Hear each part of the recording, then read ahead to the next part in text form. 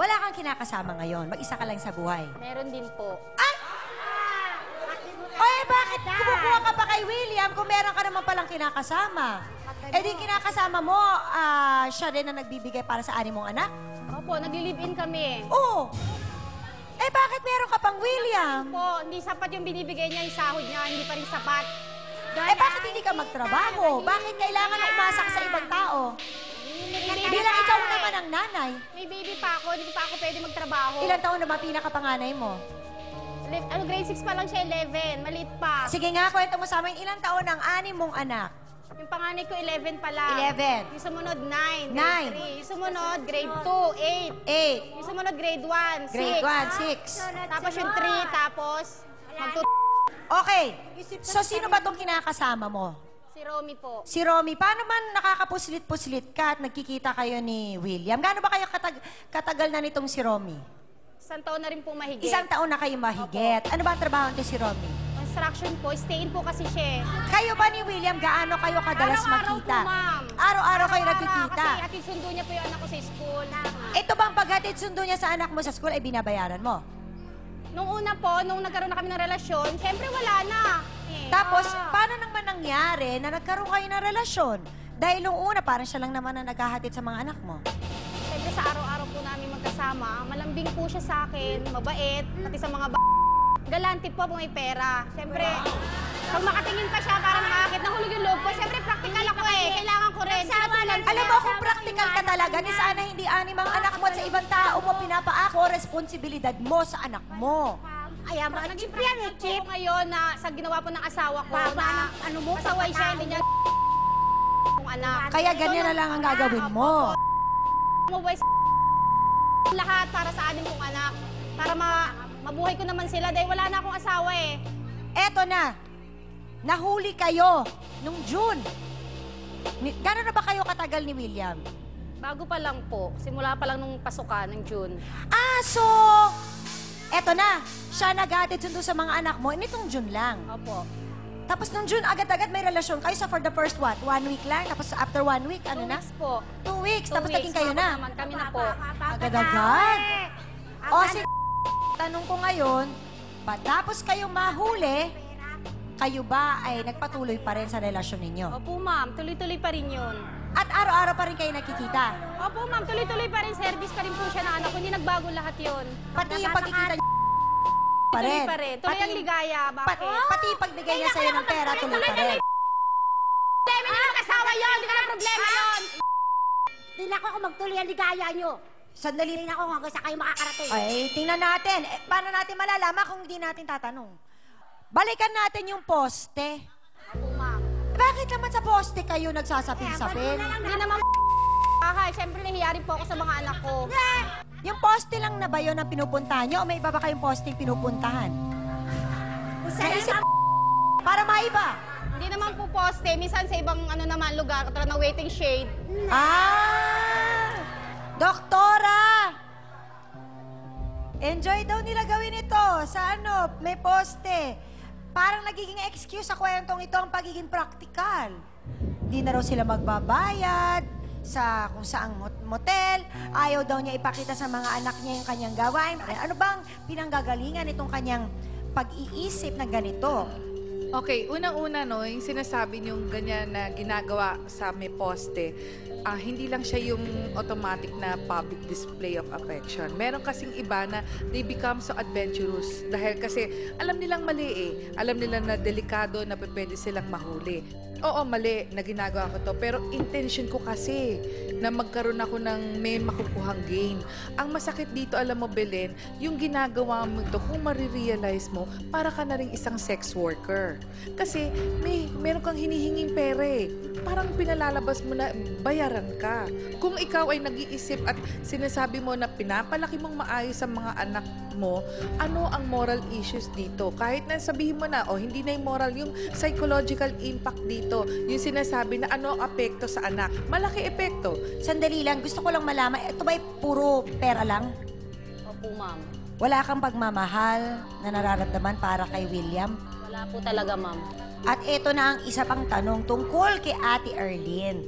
Kasi kanina, pati mga anak niya, tinatago ang mga patalim sa bahay. Tuwing nagagalit siya, ay naghahanap siya ng kutsilyo. Ang magiging epekto dito is yung kung paulit-ulit niyang ginagawa, baka aksidenteng makapatay siya.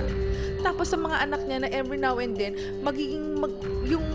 kasi yung alam ko magiging possible na effect dito dun sa 7 years old baka magkaroon ng panic attack disorder. Kasi every time na makikita siya at nagagalit, magpapanik na yung bata dahil kasi tago niyo yung mga gamit niya ng mga matatalim na bagay. Tapos ano na mangyayari dito sa batang ito pag nagpapanik, every time na lang na may away, baka mamaya magwi-withdraw, manginginig, matatakot. Tapos itong takot na to, hindi lang siya panic attack, magiging anxiety. Pag naging anxiety, yung possibility na ayaw na rin magtuloy sa pag-aaral kasi yung nanay ko baka mamaya kailangan protektahan namin kasi ganito ang gagawin. Tapos tatahimik. Pagdating ng 10, 11, 12 at 10, yun na nakakatakot kasi babalikan niya lahat itong mga unresolved behavior na to. At baka hindi lang siya matakot, baka yun din ang gagawin niya pag-release, pag nagagalit siya. Posible yun, Ateng. Maraming salamat, Doktora Hans! O mga kasawsawan, eto na. Narinig natin ang kanilang mga kwento. Para kanino ba ang inyong sentimento? Magboto hands tayo kay Ate Erlene sa puti o kay Belen sa pula. Taas ang mga placards, mga kasawsawan. Go!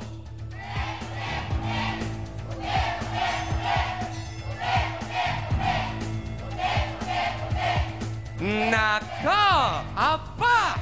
Unanimous, Ateng! Puti ang itinaas ng ating mga kasawsawan na parang sinasabi nila kay Ate Belen, naku, hindi pagiging praktikal ang isang babae ang mga ginagawa mong iyan. Siguro, ang paniwala nila, maraming babaeng hirap din sa buhay, pero hindi umabot sa puntong gumawa ng mga bagay na naisip ng gawin ni Ate Belen. Kaya walang nakikisimpatya yata sa kanya sa ngayon.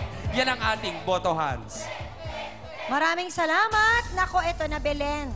Parang poging-pogi sa kwentong ito si si William. Gusto ko malaman, may kamukha ba siyang artista? Tawig lang po. Kawig, meron! Sino? Ito lapid po. Lito Lapid! Senator Lito Lapid! Ma-in-love ka. Wow! Kayo po, Nakikiamos. sa tingin nyo, kayo. Siya, Lito Lapid, ikaw. Dito lapit nga po. Lito Lapid talaga! Abangan natin! Ay. Abangan natin kung nakakabayo siyang papasok dito! Ginawa ka lang niya. Tuwid at diretso na parang poste ang kanyang paninindigang makipagsapin-sapin sa may poste. Pero nang siya ay mahuli, kalokohan niya ay nabulabog. William Bulabog, pasok!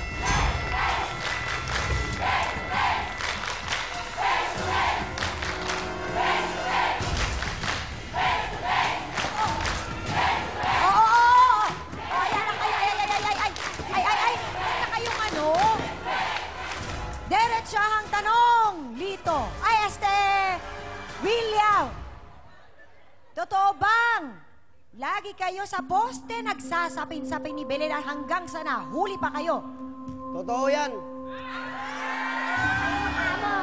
Pasto niyang sinasabi na totoo daw. Nasa poste sila nahuling nagsasapin-sapin ni Belen. Alamin natin ano ba ang mga reklamo niya. Huwag kayong alis dahil magbabalik pa ang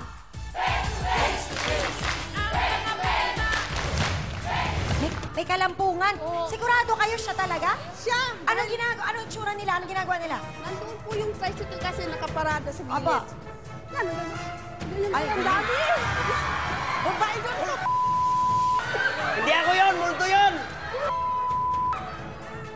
Roselyn Amar, hello po sa lahat ng bumubuo ng face-to-face. Isa po ako sa laging umaabang ng inyong programa.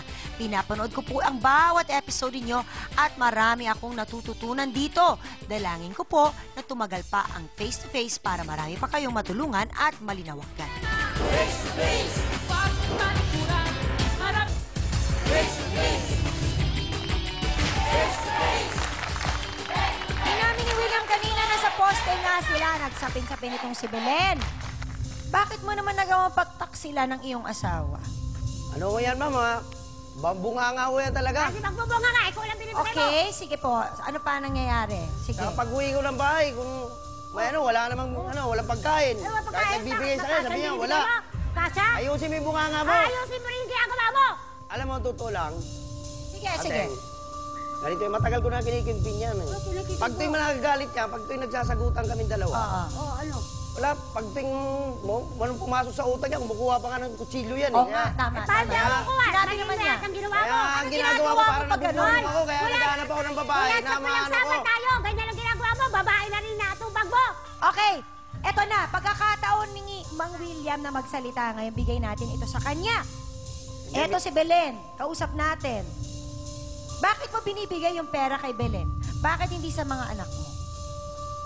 Hindi, sa kanya naman, kaya binibigyan ko lang siya, parang ano lang din, tulong lang. Yung tulong nyo, 200. Isa pamilya mo, 150. Tulong ba yun? Hindi naman totally na araw-araw, ganun, ano lang sa kanya, yung may video ano lang, Ano yung ano po? Ano po? Alternate. Alternate, kasi pag Sabi binigyan ko na ng madalas. 200 dito siya araw-araw, mas lamang pala sa kanya kaysa asawa ko. Oo nga po. Ang ginagawa ko, pag may pera, pag nakautang medyo may sobra, panggastos mo, gano'n, pang ano mo. Ito lang ba ang pangalawang beses na napagtaksilan mo? Ito si Ate Arlene. Oo, ate, totoo, ate. Ito lang ang pangalawa. So, simula nung nangyari ito noong 1998, hindi na to naulit kundi ngayon. Oo, hindi na. Hindi niya nagawang tumahimik at tumayo na lang na parang poste. Dahil siya ang naging daan para malaman ni Ate Erlyn ang kalokohan di umano ng kanyang asawa. Ano nga ba ang lahat na nalalaman mo? Clara Kanya, pasok.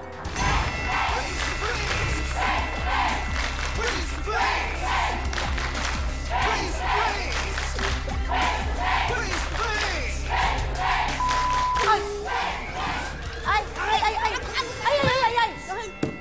Akala ko naman makikipag-usap sa akin si Aling Clara. Bakit naman? Oo, akala ko mag-shake hands tayo. Bakit po galit na galit kayo kay William? Hindi lang yung babae na yan ang nahuli ko sa kanya. Oh! Ay! Sabi niya kanina, eto lang daw. Mas bata dyan sa babae na yan. Saan mo sila nahuli? Poste rin? Poste? Wala pong poste, eskinita pong maliit. Ah, eskinita naman. Di ko pa akalain na may babae po siya doon sa loob. Kailan to? Matagal na? June ko po yan nahuli nung unang babae niya. June last year. Ngayon lang pong June. Ha? 2012. May kasabay ka, Belen? Oh! Ka talaga. Asa na yung ganda ni Belen? Ale, kayo po ang May-ari ng tricycle. yung may-ari ng Siya po yung tricycle. Opo. Ngayon po, hindi na siya nagbibigay ng boundary. Nung August lang. Naalala ka, baka may gusto ka rin sa akin. Style mo bulok! Oh! Style mo bulok! Oh! Style mo bulok! Sandali! Wala! Style mo bulok! Binigyan kita ng pagkakataong magsalita kanina, si Clara naman. Sige. Okay, sige, Aling Clara, ituloy niyo yung kwento ninyo. Nung June po, nahuli ko siya dahil hinahanap ko yung tricycle. Alas 11 na ng gabi, hindi pa nakagarahe dahil ang garahe nasa bahay nila dahil may garahean sila. Kami wala kasi. O Tapos, sige, sabi, ano nakita ninyo? may babae siya. May kalampungan rin. Mas bata siya dito. May kalampungan? Oo. Sigurado kayo siya talaga? Siya! Anong